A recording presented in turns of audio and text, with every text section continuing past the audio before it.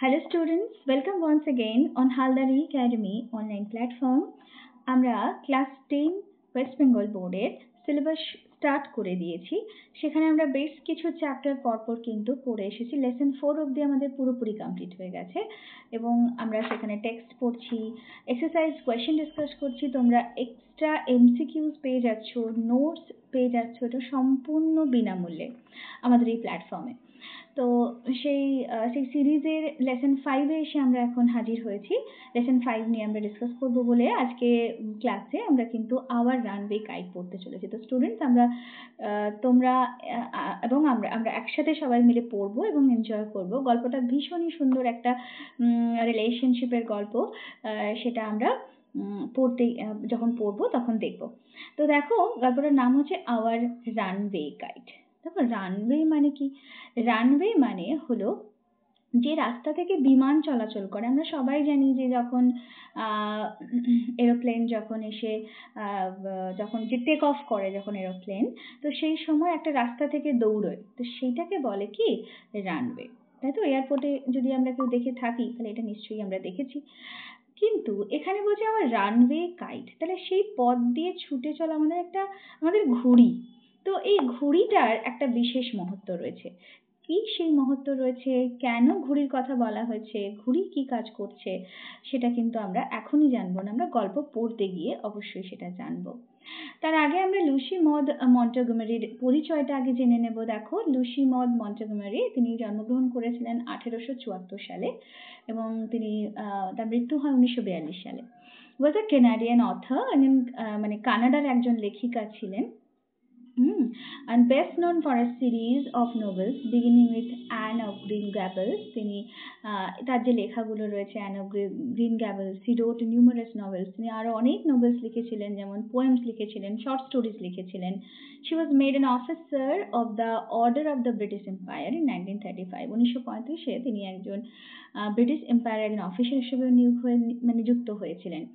তো এটা ছিল তার পরিচয়। পরে আমরা গল্পটা একটু ছোট্ট করে জেনে নেব। দেখো এখানে কি বলেছে। দ্য শর্ট স্টোরি, এই যে ছোট্ট গল্পটা, is about a brother and a sister, একটা ভাই বোনের গল্প, living on an isolated island. তোমাদের একটু বলে রাখি বাচ্চারা, আইসোলেটেড মানে একটা বিচ্ছিন্ন, সমস্ত কিছু থেকে বিচ্ছিন্ন, আর আইল্যান্ড মানে দ্বীপ, তোমরা জানো। তাহলে তারা ভাই বোন তারা কোথায় বাস করতো? একটা বিচ্ছিন্ন দ্বীপে বাস করতো। কার সাথে? উইথ দেয়ার ফাদার, তাদের বাবার সাথে। Who through a series of incidents, যে কিনা বেশ কিছু ঘটনার মধ্য দিয়ে get reunited with their long lost relative. যিনি গল্পটা বলছেন, তিনি বেশ কিছু ঘটনার মধ্য দিয়ে গিয়ে পুনরায় মিলিত হয়েছেন। কার সাথে? তার অনেক দিনের হারিয়ে যাওয়া বেশ কিছু আত্মীয়ের সাথে পুনরায় মিলিত হয়েছেন। কিভাবে হয়েছেন, কি সেই ঘটনা, সেগুলোই কিন্তু আমরা গল্পে জানবো। এটা যে টাচিং টেল, এটা কিন্তু খুব স্পর্শকাতর একটা গল্প। টেল মানে কি? গল্প। বেশ স্পর্শকাতর একটা গল্প, খুব টাচিং একটা story. That underlines the value of relationships, যেটা কিসের উপর জোর দেয়? না গুরুত্ব। কিসের গুরুত্ব? না সম্পর্কের গুরুত্ব।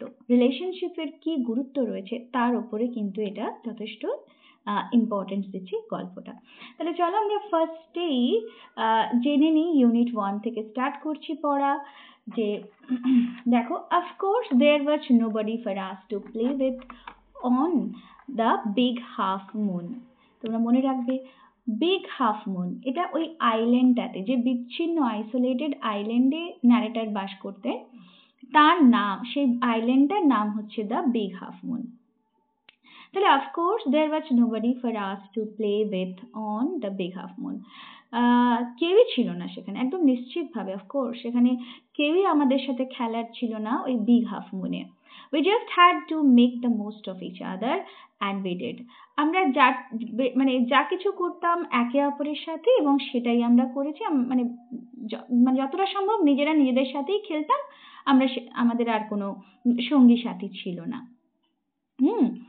এবার দেখো, we live on the big half moon island, আমরা বাস করতাম বিগ হাফ মুন আইল্যান্ডে। এই উইটা কারা? তাহলে এই উইটা কারা এটা ব্যাখ্যা করা হয়েছে। ফাদার থাকতো সেখানে, ক্লডি থাকতো, I, aunt Esther, Mimi, and Dick. তাহলে এতগুলো চরিত্র কিন্তু উইকে বোঝাচ্ছে। তাহলে এখানে উই বলতে বাবা মানে ন্যারেটরের বাবা, ক্লডি, আই মানে ন্যারেটর হিমসেলফ, আন্ট স্টার থাকতেন, আবার মিমি থাকতেন আর ডিক, মিমি আর ডিক। তো এরা কারা আমরা এই গল্পে কিন্তু যখন পড়বো তখন জানবো। It used to be only father and Claudie and I. আগে কিন্তু এটা আমি, বাবা আর ক্লডি শুধু ছিলাম। মানে পরে এটা হয়েছে, এতজন মেম্বার আমাদের বেড়েছে, কিন্তু তার আগে আমরা শুধুমাত্র আমি মানে ন্যারেটর, তার বাবা এবং ক্লডি থাকতো ওই আইল্যান্ডে। It is all on account of the kite, কেবলমাত্র একটা কাইটের জন্য that there R more of us, এখানে আমরা অনেকেই এসে পড়েছিলাম। This is what I want to tell you about. তো সেইটাই আমি আজকে তোমাদের বলতে চলেছি যে কেন আমরা এই 3 জন থেকে আরো বেশি জন মানে 6 জন হয়ে গিয়েছিলাম, কিভাবে সেটা ঘটেছিল সেই গল্পটাই আজকে আমি তোমাদের বলবো। Father is the keeper of the big half moon. Father কার ফাদার? ন্যারেটরের ফাদার। তাহলে বাবা হচ্ছেন লাইট হাউস যে রয়েছে বিগ হাফ মুনে, যে লাইট হাউস তোমরা জানো যে কোনো দ্বীপে কোনো বন্দরের জায়গায় ধরো তখনকার দিনে লাইট হাউস থাকতো, যেখান থেকে সিগন্যাল মানে নদীতে সমুদ্রে বিভিন্ন জায়গায় সিগন্যাল পাঠানো হতো ওই লোকেশনটাকে ট্র্যাক করার জন্য। তো সেই লাইট হাউসের কিপার ছিলেন বা রক্ষক যিনি দেখাশোনা করেন, সেই হচ্ছে আমার বাবা। আই এম 11 years old, এটা কিন্তু তোমরা মনে রাখবে যে narrator 11 years old, Claudie is 12। তাহলে আমি মানে ন্যারেটর তিনি 11 বছর বয়সী, আর যে ক্লডি যিনি তার বয়স হচ্ছে 12। ইন উইন্টার, শীতকালে, when the harbor is frozen over, পুরো হারবারটা যখন পুরোপুরি বরফে ঢেকে যেত, we all move over to the mainland, আমরা মেইনল্যান্ডে চলে যেতাম, মূল ভূখণ্ডে চলে যেতাম। as soon as spring comes, যেই বসন্ত আসতো, back we sail to our own dear island, আমরা আবার আমাদের প্রিয় আইল্যান্ডে ফিরে আসতাম। তাহলে দেখো কোন সময়ে চলে যেতাম না, যখন শীতকালটাতে, তখন আমরা যখন আমাদের দ্বীপটা পুরোপুরি ফ্রোজেন হয়ে যেত, সম্পূর্ণ একেবারে বরফে ঢেকে যেত, আমরা তখন মূল ল্যান্ডে চলে যেতাম। আবার যখন স্প্রিং আসতো, বসন্ত আসতো, আমরা আবার ফিরে আসতাম আমাদের ল্যান্ডে, তাই তো? এবার দেখো, the funny part used to be that, সব থেকে মজার যে বিষয় সেটা হলো পিপল অলওয়েজ পিটিড আস, লোকেরা আমাদের উপর দয়া দেখাতো, যে মানে একটা দয়ার ভাব দেখাতো আর কি। when the time came for us to return, যখন আমাদের ফেরার সময় হতো, লোকেরা যেন একটা দয়া দাক্ষিণ্য করতো, মানে দেখাতো আর কি। they said we must be so lonesome over there, তারা বলতো আমরা হয়তো ভীষণ একাকী হয়ে যাব সেখানে। with no other children near us, কোনো মানে ছেলে মেয়ে, কোনো বাচ্চাদেরকে না পেয়ে আমাদের পাশাপাশি, যে আমরা হয়তো আর খেলতে পারবো না, আর তো সেখানে কোনো বাচ্চা কাচ্চা নেই, সুতরাং হয়তো আমরা খুব একাকী হয়ে যাব। Of course, Claudie and I would have liked to have someone to play with us. অবশ্যই ক্লডি এবং আমি চাইতাম কেউ একজন আমাদের সাথে খেলুক বা আমাদের খেলার সঙ্গী হোক। It is hard to run pirate caves. এই দেখো খেলার নামের কথা বলেছে, পাইরেট মানে জলদস্যুদের গুহা। তো এই যে জলদস্যুর গুহা এবং আরো এই ধরনের খেলাধুলো, এইগুলোকে খেলতে গেলে কিন্তু দুজন হলে চলতো না, দুজন হলে খেলাটা খুব কঠিন হয়ে যেত, আরো বেশি লোক চাই। with only 2, শুধুমাত্র দুজনকে নিয়ে এই খেলা যেত না। but we used to quarrel a good deal with the mainland children in winter, কিন্তু আমরা আবার প্রচুর ঝগড়াও করতাম সেই মেইনল্যান্ডের যে বাচ্চাগুলো ছিল তাদের সাথে। so it was perhaps just as well that there were none of them on the big half moon, তো এটা ভালোই হয়েছিল যে বিগ হাফ মুনে ওরকম কোনো বাচ্চা ছিল না। Claudie and I never quarreled, Claudie আর আমি কখনো ঝগড়া করতাম না। To be sure, father did not seem to have any relations except us, তো নিশ্চিতভাবে এটুকু বলা যায় যে বাবার আমাদেরকে ছাড়া আর কোনো সম্পর্কই ছিল না। This used to puzzle Claudie and me, মাঝে মাঝে এটা আমাদেরকে একটু ধন্দে ফেলতো, একটু মানে আমরা পাজল হতাম, একটু মানে অবাক হতাম আর কি, যে এরকম কি সম্ভব, বাবার কোনো রিলেশনশিপই নেই কিছু। Everybody on the mainland had relations, মেইনল্যান্ডের প্রত্যেকেরই কিছু না কিছু আত্মীয়, কেউ না কেউ আত্মীয় ছিল, আমাদের কোনো আত্মীয় নেই। Why hadn't we? আমাদের কেন ছিল না কোনো আত্মীয়? Was it because we lived on an island? কারণ আমরা একটা আইল্যান্ডে বাস করতাম তাই? We thought it would be so jolly to have an uncle, an aunt and some cousins. আমরা সবসময় ভাবতাম এটা সত্যিই কত আনন্দের হতো যদি আমাদেরও কোনো আঙ্কেল বা আমাদের কোনো আন্ট থাকতো এবং আমাদের কিছু ভাই বোনেরা থাকতো, এরকম খুড়তুতো ভাই বোনেরা থাকতো, তাহলে কি ভালোই না হতো। Once we asked father about it.